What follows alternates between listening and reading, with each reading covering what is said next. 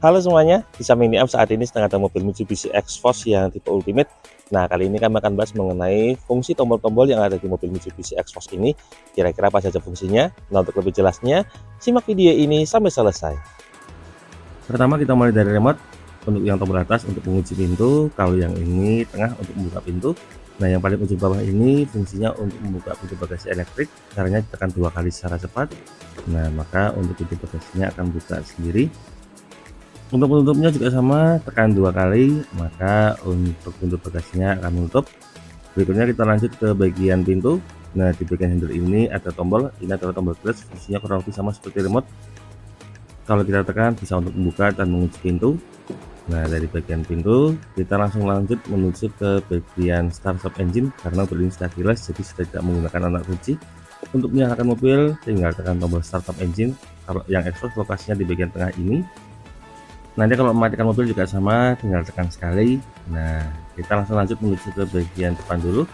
Untuk bagian sini, di sini ada tombol untuk power back door. Jadi selain menggunakan remote bisa menggunakan tombol ini. Caranya harus tekan agak lama. Kalau yang ini tidak bisa tekan cepat. Nah, tekan agak lama, maka di sini bisa kita lihat untuk pintu bagasinya akan buka secara elektrik. Demikian juga untuk penutupnya juga sama. Caranya tinggal tekan agak lama. Nah, nanti untuk pintu bagasinya akan tutup. Kemudian sebelahnya di sini ada manual headlamp leveling. Ini fungsinya untuk mengatur ketinggian lampu utama, bisa diatur supaya tidak membuat silau untuk bagian depannya. Untuk bagian bawah di sini ada tuas untuk membuka kap mesin. Caranya tinggal tarik seperti biasa. Nah, kalau untuk tuas tangki BBM-nya ada di bagian bawah. Ini tuas untuk tangki BBM. Jangan lupa untuk tangkinya ada di sebelah kiri. Berikutnya kita ke bagian door trim atau bagian pintu. Di sini ada beberapa tombol. Nah, untuk yang sebelah kanan ini untuk membuka pintu. Kalau yang sebelah kiri ini untuk mengunci atau central lock-nya. Kemudian di belakangnya ada tombol untuk pengaturan spion elektrik. Kalau yang bagian tengah ini untuk melipat spion. Jadi ketika kita tekan maka spionnya akan terlipat. Kemudian kita klik lagi, spionnya akan terbuka. Kalau untuk mengatur spionnya, tombolnya di bagian samping. Caranya tekan dulu tombolnya, misalnya sebelah kanan ini. Lalu untuk mengarahkan menggunakan tombol yang tengah ini.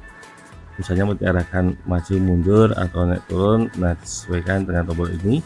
Demikian juga sebelah kiri juga sama, tinggal klik sebelah kiri. Kemudian nah kita lihat untuk jendelanya bisa kita atur dari sini secara elektrik. Nah, kalau untuk bagian belakangnya lagi di sini ada power window. Untuk sisi pengemudi, untuk power window-nya sudah auto, jadi ketika kita klik maka untuk jendelanya membuka secara otomatis. Jika kita angkat juga sama, menutup secara otomatis. Nah, kalau untuk sebelahnya menyesuaikan, ini untuk sisi penumpang depan. Untuk yang bagian belakangnya ini untuk belakang sebelah kanan, dan sebelahnya lagi ini untuk belakang sebelah kiri.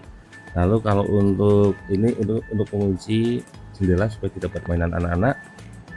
Dari bagian pintu kita lanjut ke bagian setir. Kita mulai dari tuasnya dulu. Untuk yang tuas sebelah kanan ini untuk bagian lampu. Untuk lampu sen caranya tinggal tarik ke bawah. Nah, ini untuk lampu sen sebelah kanan. Kalau ini untuk netral. Nah, untuk lampu sen sebelah kiri diangkat. Ini untuk lampu sen sebelah kiri. Kemudian kalau untuk tengah ini ada knob, ini untuk fog lamp. Kalau untuk menyalakan dorong ke depan, untuk mematikan tarik ke belakang. Kalau yang ini untuk lampu utama. Jadi kalau kita putar ini untuk auto headlamp. Kemudian kalau kita putar sekali lagi ini untuk lampu senja, dan kemudian kalau kita putar lagi ini untuk lampu utama. Untuk mematikannya tinggal kita putar ke belakang sampai off. Kemudian kalau untuk bagian setir sebelah kanan ini ada tombol untuk fitur cruise control atau pengatur kecepatan otomatis. Hanya tinggal klik seperti ini. Lalu kalau kecepatannya sudah 40 km/jam, tinggal set ke bawah, maka kecepatannya akan konstan, tidak perlu injak pedal gas.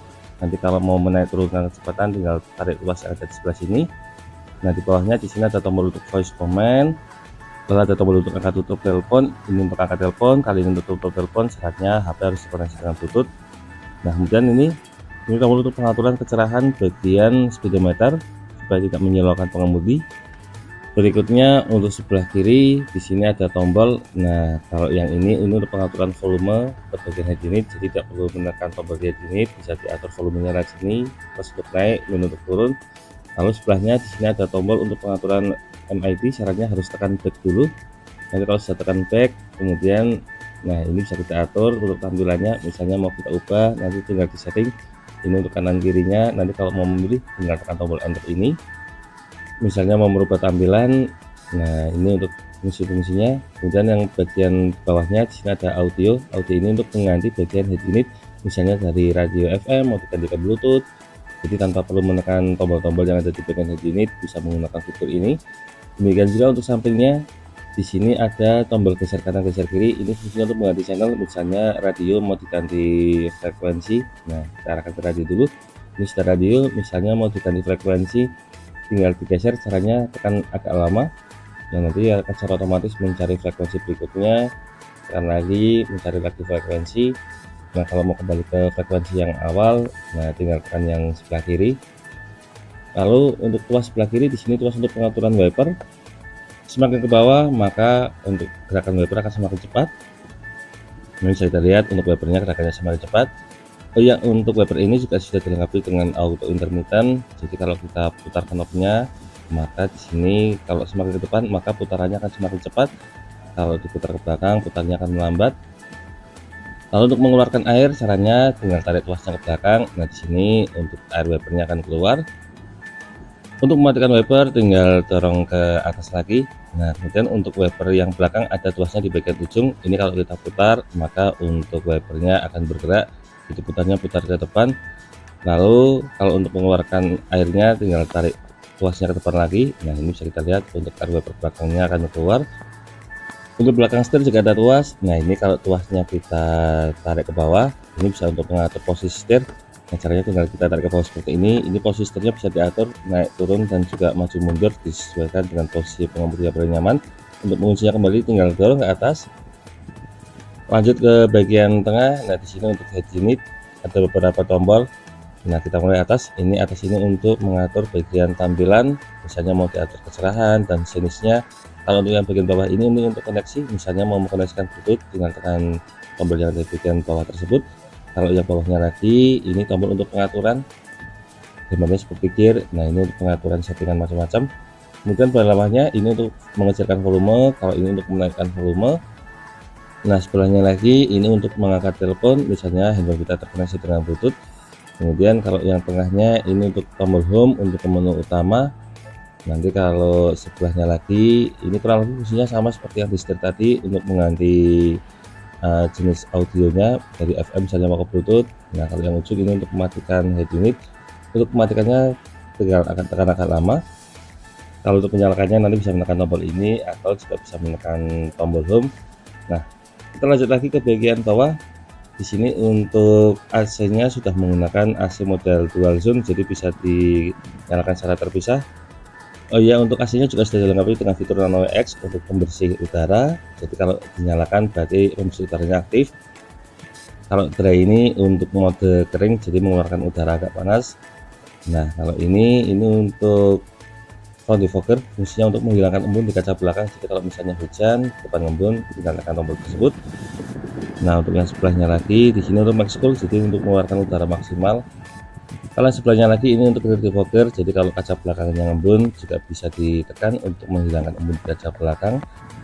Nah, lalu sebelahnya lagi memori, ini fungsinya untuk ini bisa kita atur, misalnya kita terbiasa dengan settingan AC di berapa, nanti bisa kita setel.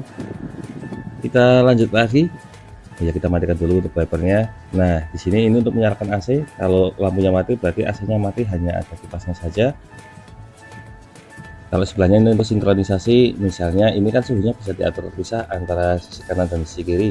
Misalnya kalau kondisinya berbeda, kemudian mau disamakan, caranya tinggal tekan tombol sinkronisasi. Kemudian kalau sebelahnya ini mode arah hembusan, misalnya mau kepala kaki, mau ke arah hembusan kaki saja, atau ini ada ke depan. Nah, lanjut lagi di sebelahnya ini ada tombol untuk penambah kipas. Kalau ini untuk mengurangi kecepatan kipas. Nah, kalau yang ini untuk resirkulator, pastikan dalam kondisi hidup karena kalau mati nanti ngambil udara dari luar. Nah, kalau yang ini untuk auto, otomatis menyesuaikan suhu dalam. Untuk bawahnya di sini ada wireless charger, jadi kita bisa mengecas handphone tanpa menggunakan kabel secara otomatis. Nah, lalu ini untuk handrem sudah elektrik, fungsinya kurang lebih sama. Ini untuk handrem tarik ke atas kalau mau lepas di bawah. Kemudian belakangnya ada fitur back auto hold, fungsinya kalau macet supaya kita tidak menginjak rem terus menerus. Nah, lanjut ke sebelah kanan, ini ada fitur drive mode untuk mengatur mode berkendara. Jadi nanti mode berkendara mobil bisa disesuaikan dengan kondisi jalan, misalnya ini mau disesuaikan ke arah gravel atau mud. Jadi kalau misalnya melewati daerah berkerikil atau melewati jalan yang basah, Supaya mobil terselip atau tergelincir, maka bisa ditekan tombol tersebut. Nah, selanjutnya kita ke bagian transmisi. Untuk transmisinya matic. Untuk cara kerjanya seperti biasa, P untuk parkir, R untuk mundur, N untuk netral, kemudian untuk yang belakangnya lagi D ini untuk kendara, lalu kalau untuk L untuk gigi rendah. Nah, langsung kita coba saja. Ini kalau mau memindahkan gigi bagi yang baru menggunakan matic, caranya tinggal tekan tombol ini. Nah, kemudian tarik ke belakang. Ini berarti kita posisi R atau posisi mundur. Kamera mundur akan menyala. Kemudian kalau ini untuk N atau netral, lalu belakangnya lagi kalau sudah mau mulai berjalan di posisi T, geser lagi di L, ini artinya untuk gigi rendah atau tanjakan. Nah, kalau mau menyalip kendaraan, caranya tinggal tekan tombol yang samping ini, ada tulisan DS. Begitu DS nya menyala, untuk powernya akan bertambah, kita bisa menyalip kendaraan. Nanti kalau sudah selesai dikembalikan. Oh ya, kalau ada tombol-tombol yang masih bingung atau terlewat, silahkan bisa tuliskan di kolom komentar. Nah, kurang lebih itulah fungsi tombol-tombol yang ada di mobil Mitsubishi Xforce tipe Ultimate. Semoga informasi dapat bermanfaat. Jangan lupa untuk klik like, subscribe, dan bagikan video ini kepada semua orang yang Anda kenal. Nantikan video tips kami berikutnya. Sampai jumpa.